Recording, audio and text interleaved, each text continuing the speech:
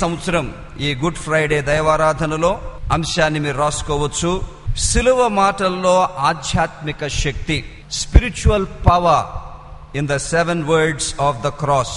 చూడండి దేవుని వాక్యం 1 కొరింథీ పత్రిక 1వ అధ్యాయము 18వ వచనములో యేసు ప్రభు సిలువను గూర్చిన ఒక అత్యున్నతమైన మాట. సిలువను గూర్చిన వార్త నశించుచున్న వారికి వెర్రితనము గాని రక్షింపబడుతున్న మనకు దేవుని శక్తి.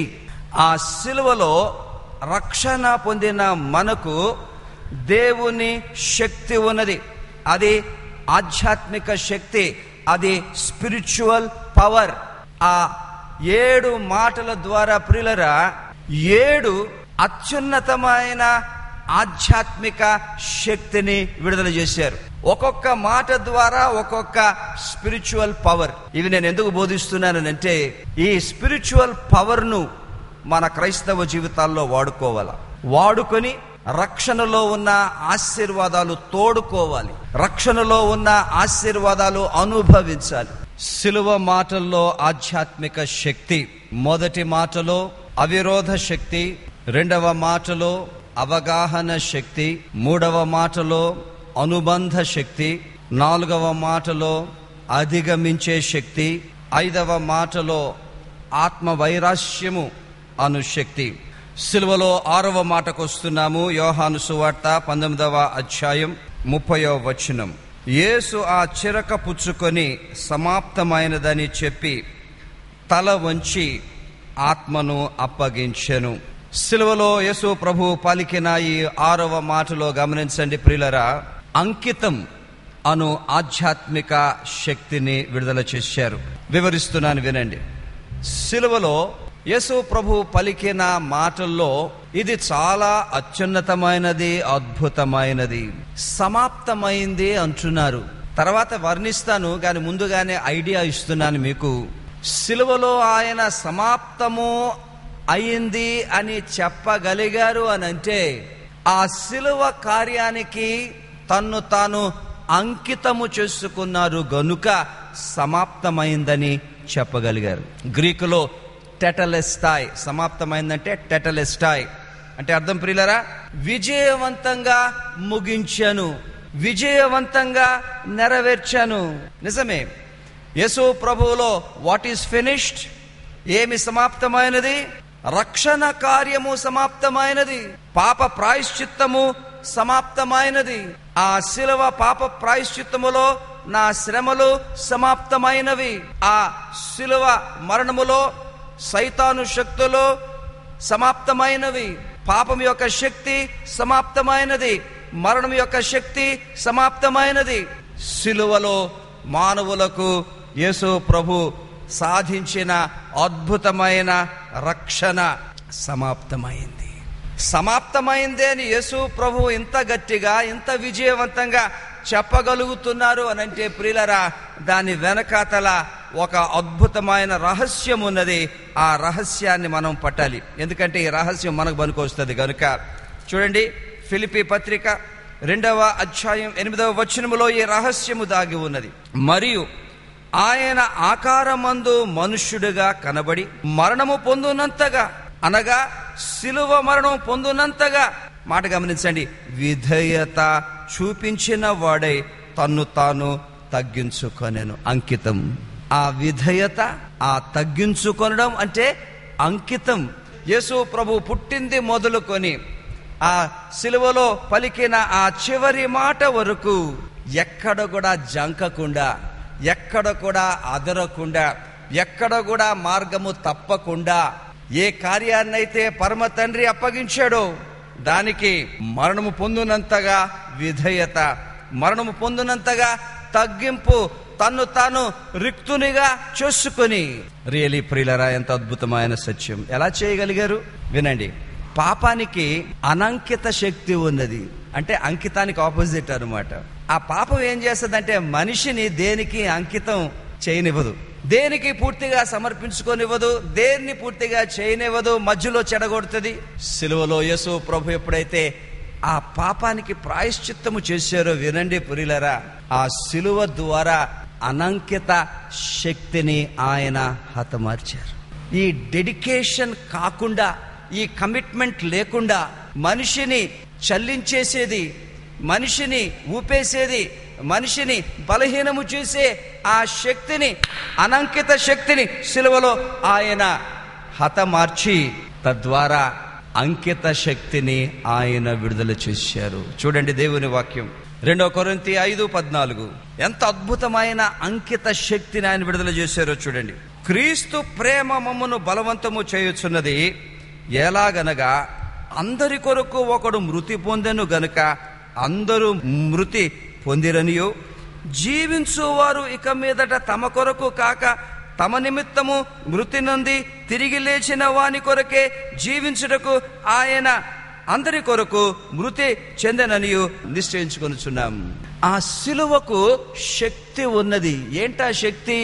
ప్రతి విధమైన అనంకిత శక్తిని హతమార్చి క్రీస్తుకు అంకితమై యేసు క్రీస్తు కోసము మన ప్రాణాలు అర్పించి ఇంకా మన జీవితకాలం అంతా యేసు ప్రభువు కోసము జీవించే ఆ అంకిత శక్తి ఆ సిలువలో ఉన్నది ప్రియులరా. ఆ సిలువలో ప్రభు విడుదల చేసిన ఈ అంకిత శక్తి మనకు కావాలి. ఎందుకో తెలుసా? నంబర్ 1, చివరి వరకు మనము రక్షణలో కొనసాగాలి అనంటే ఆ రక్షణకు అంకితమన్న శక్తి మనకు కావాలి. చివరి వరకు యేసు ప్రభువును వెంబడించాలి అంటే క్రీస్తుకు అంకితము అన్న శక్తి మనకు కావాలి. చివరి వరకు దేవుని వాక్యానుసారంగా జీవించాలి అనంటే దానికి అంకితము అన్న శక్తి కావాలి. చాలా మంది విశ్వాసులు ఎందుకు ఫెయిల్ అయిపోతున్నారు? అనంకిత శక్తిని హతమార్చడం లేదు, దాని స్థానములో అంకిత శక్తిని విడుదల చేయడం లేదు. 6వ మాటలో ప్రభు అంకిత శక్తిని విడుదల చేస్తున్నారు. బైబిల్ ఏమంటుందో తెలుసా? ఈ రక్షణను మనం చివరి వరకు భయముతో వణకువతో కొనసాగించాలా. ఎక్కడ కొంచెం మనం బలహీనమైపోయినా తప్పిపోయే ప్రసక్తి వస్తుంది. చివరి వరకు ఈ రక్షణను మనం కొనసాగించి ఒకనాడు ప్రభుతో సదా పరలోకములో ఉండాలి అనంటే ప్రియమైన సంగమా, రక్షణ పొందిన వారందరికీ కూడా రక్షణకు ఒక అంకిత శక్తి కావాలి. తీయండి దేవుని వాక్యం 1 కొరింథీ పత్రిక 9వ అధ్యాయం. ఎంత అద్భుతంగా పౌలు ఇక్కడ మాట్లాడుతున్నాడో 24వ వచనం. పందెపు రంగమందు పరిగెత్తు వారందరూ పరిగెత్తుదురు గాని ఒక్కడే బహుమానము పొందునని మీకు తెలియదా? మరియు పందెమందు పోరాడు ప్రతివాడు అన్ని విషయములందు మితముగా ఉండును. పందెములో పోరాడు వారు అందరికీ బహుమానం దొరకదు. అందులో ఒక్కడికే బహుమానం దొరుకుతుంది. ఎవరికి దొరుకుతుంది? ఈ పందెమునకు చివరి దాకా అంకితమైన వాడు, ఈ పందెము యొక్క రూల్స్ ప్రకారం పరిగెత్తినవాడు, చివరి వరకు ఆ ఫినిషింగ్ లైన్ దాకా ఈ పందెమునకు ఒక కమిట్మెంట్, ఒక డెడికేషన్, ఒక అంకిత భావం ఉన్న వారే ఆ ఫినిష్ లైన్ కి రాగలుగుతారు. కానీ అందరూ రాలేరు ప్రియులారా. ప్లీజ్, పందెము బాగా ప్రారంభించిన వాళ్ళు ఉన్నారు, మధ్యలో దారి తొలగిపోయిన వారు ఉన్నారు, మధ్యలో ప్రభువును విడిచిపెట్టిన వారు ఉన్నారు, మధ్యలో రక్షణను పోగొట్టుకున్న వారు ఉన్నారు, వారి విశ్వాసాన్ని ఓడ బద్దలు చేసుకున్నట్టు బద్దలు చేసుకున్న వారు ఉన్నారు, విశ్వాస భ్రష్టులు ఉన్నారు.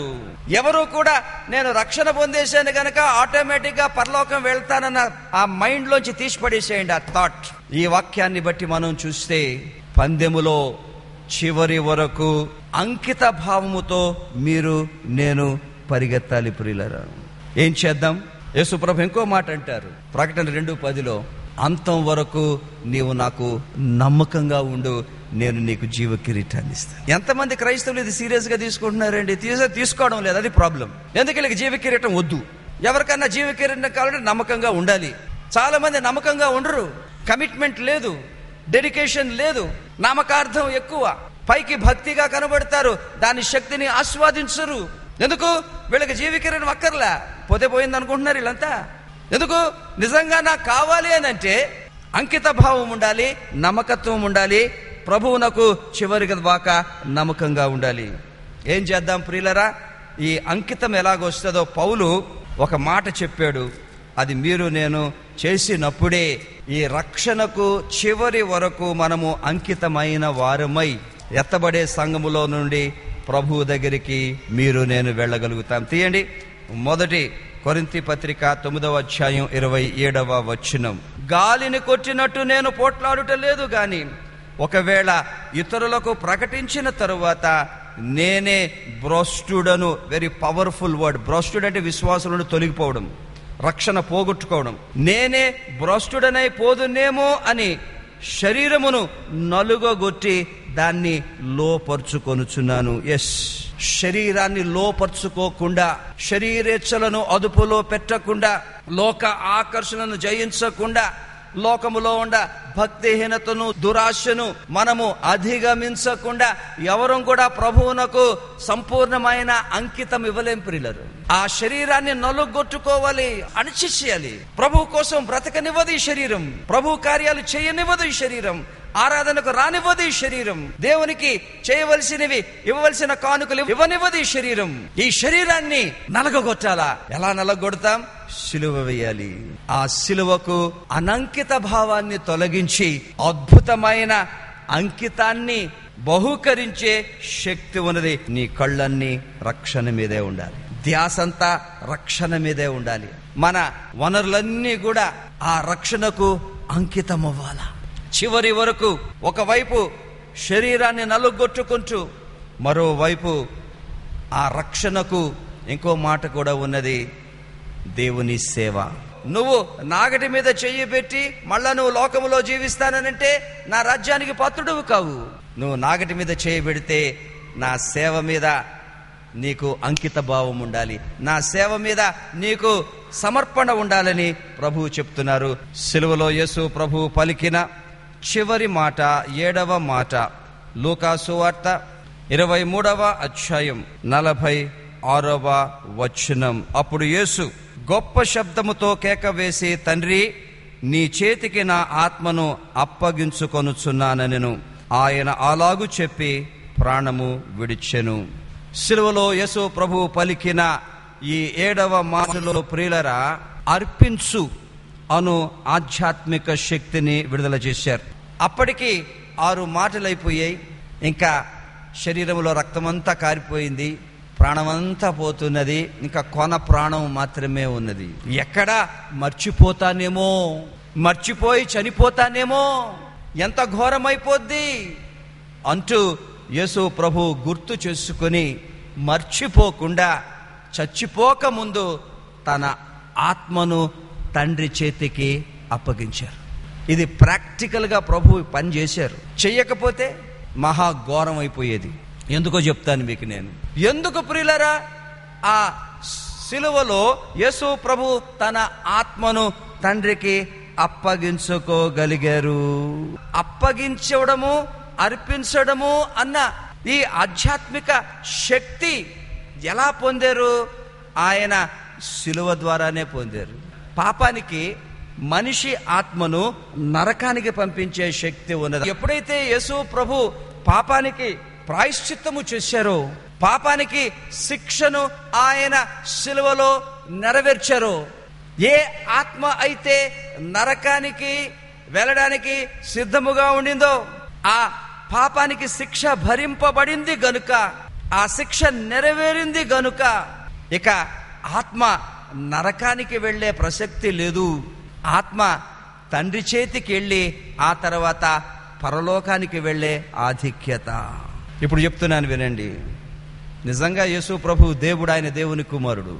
కానీ ఆయనకు తన ఆత్మను అప్పగించే ప్రసక్తి ఎందుకు వచ్చింది అంటే ఆయన ఒక మనిషిగా, మనిషి స్థానములో ఆయన మరణిస్తున్నాడు గనుక. He had to commit his soul to his heavenly father. ఇక్కడ ఒక్కటే మనం నేర్చుకుంటున్నాం ప్రియులరా, ఆ సిలువకు ఆ 7వ మాట ద్వారా ఒక వ్యక్తి ఆత్మను నరకము నుండి తప్పించి పరలోకానికి తీసుకొని వెళ్ళగలిగిన శక్తి ఉన్నది. ఎందుకు? యేసు ప్రభు సిలువలో ఆ మనిషి యొక్క పాప శిక్షను భరించారు గనుక. ఈ సత్యాన్ని పౌలు ఎంత అద్భుతముగా మాట్లాడొచ్చు వినండి. 1 కొరింథీ పత్రిక 15వ అధ్యాయం 45వ వచనం. ఇందు విషయమై ఆదామును మొదటి మనుష్యుడు, జీవించు ప్రాణి ఆయనని వ్రాయబడి ఉన్నది. కడపటి ఆదాము జీవింపచేయు ఆత్మ ఆయన. ఆదాము ద్వారా ఈ లోకములో మనిషికి ఆత్మ వచ్చింది. ఆ ఆత్మ పాపం వల్ల మరణానికి గురయ్యింది. ఆ ఆత్మ ఆ పాపములోనే చనిపోతే నరకానికి వెళుతుంది, మొదటి ఆదాము. గాని కడపటి ఆదాము ద్వారా ఆయన నమ్ముకున్న వారికి, రక్షణ పొందిన వారి ఆత్మలను ఆయన జీవింపచేయు ఆదాము ఆయన. బ్యూటిఫుల్. రక్షణ పొందడం గొప్ప ధన్యత. కొనసాగుతున్నాం. కానీ యేసు ప్రభు చనిపోకముందు ఆయన తన ఆత్మను తండ్రికి అప్పగించారు. రక్షణ పొందిన ప్రతి ఒక్కరూ కూడా చనిపోక ముందు వారి ఆత్మను తండ్రికి అప్పగించాలి. ఈనాడు క్రైస్తవ సంఘంలో ఒక సర్వే తీసుకుంటే ఎంతమంది ఈ క్షణాన ఆత్మను అప్పగించిన వారిగా ఉన్నారు? అసలు ఆత్మను అప్పగించడం అంటే ఏంటి? ఈరోజు ప్రభువు ఒకవేళ వస్తే ఎత్తబడే సంఘములో ఉంటామా? ఆత్మను ప్రభువునకు మనము అప్పగించామా? చాలా మంది అనుకుంటారు అప్పగించేసేమో అనుకుంటున్నారు, కానీ ఎప్పుడు అప్పగించారో తెలియదు. చెప్తున్నాను వినండి ప్రియులారా, ప్రభువుకు అప్పగించాలి, కానీ కొన్ని పనులు చేస్తూ అప్పగించాలి. నేను 3 మాటలు చెప్తాను, రాసుకోండి, మర్చిపోవద్దు. ఈ 3 చేసినప్పుడే ఏ క్షణములోనైనా మనము మన ఆత్మను ప్రభువునకు అప్పగించిన వారమవుతాం. Very very fast. హెబ్రీ పత్రిక 10వ అధ్యాయం 39వ వచనం. అయితే మనము నశించుటకు వెనుక తీయు వారము కాము గాని, వినండి, ఆత్మను రక్షించుటకు విశ్వాసము కలిగిన వారమై ఉన్నాం. నంబర్ 1, చివరి వరకు విశ్వాసములో కొనసాగాల. చివరి వరకు విశ్వాసాన్ని కలిగిన వారిగా ఉండాలి. నేను ఒక మాట చెప్తున్నాను, ఎప్పుడు మర్చిపోవద్దు ప్రియులరా. విశ్వాసం అన్నది ఎప్పుడూ కూడా క్రియారూపకం. క్రియలు లేని విశ్వాసం మృతం. చాలా మందికి విశ్వాసం ఉన్నది కానీ ఆ విశ్వాసములో క్రియలు లేవు. చివరి వరకు విశ్వాసము కలిగి ఉండండి అని అంటే ఊరికి నా యేసుప్రభువా నేను నమ్మేశాను, నీ అందు విశ్వాసం ఉందని కాదు అక్కడ అర్థం. అది ఉందనుకోండి, ఇంకా లోతుగా ఉన్నది, ప్రభువా నా విశ్వాసము క్రియలు కలిగిన విశ్వాసం. విశ్వాసం ఉన్నదా? ఆదివారం ఆరాధనకు రావాలా? విశ్వాసం ఉన్నదా? దేవునికి ఇవ్వాల్సిన కానుకలు ఇవ్వాలా? విశ్వాసం ఉన్నదా? వాక్యానుసారంగా జీవించాలి. ఇవి క్రియలు. విశ్వాసం ఉన్నదా? దేవుని సేవ చేయాలి. విశ్వాసం ఉన్నది కానీ దేవుని సేవ చేయాలంటే అది అవిశ్వాసం. As simple as that. ఎందుకు? విశ్వాసములో క్రియ ఉండాలి గనుక. నంబర్ 1, క్రియలు గల విశ్వాసం ఉన్నవారే వారి ఆత్మను తండ్రికి అప్పగించగలుగుతారు. నంబర్ 2, యాకోబు పత్రిక 1వ అధ్యాయం 21వ వచనం. అందుచేత సమస్త కల్మషమును విర్రవీగుచున్న దుష్టత్వమును మాని లోపల నాటబడి మీ ఆత్మను రక్షించుటకు శక్తిగల వాక్యమును సాత్వికముతో అంగీకరించుడి. ఆత్మలను రక్షించేదేంటి? వినండి ప్రియులరా, శక్తిగల వాక్యం. ఉత్తనే నా ఆత్మను అప్పగించేసాను తీసుకోంటే లాభం లేదు ప్రియులరా. అలాంటి వాళ్ళు చాలా మంది ఉన్నారు క్రైస్తవ సంఘంలో. కానీ ఆత్మను ఎలాగ అప్పగించాలి? వాక్యాన్ని సాత్వికముతో అంగీకరించాలి.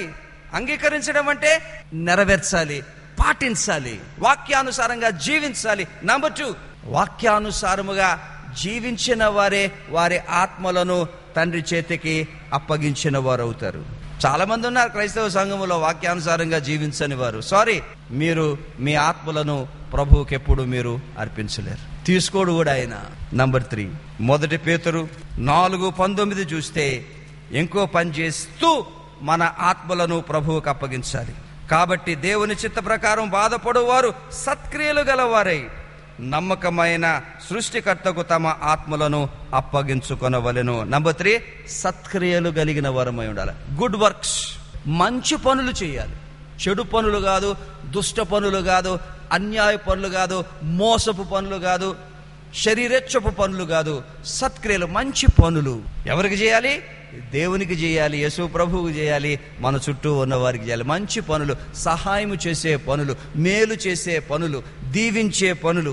ఎవరైతే అది చేయగలుగుతారో ప్రియులరా, వారే నిజంగా దేవుని వాక్యానుసారముగా వారి ఆత్మలను తండ్రికి అప్పగించిన వారు అవుతారు. వారే పరలోకం వెళ్తారు.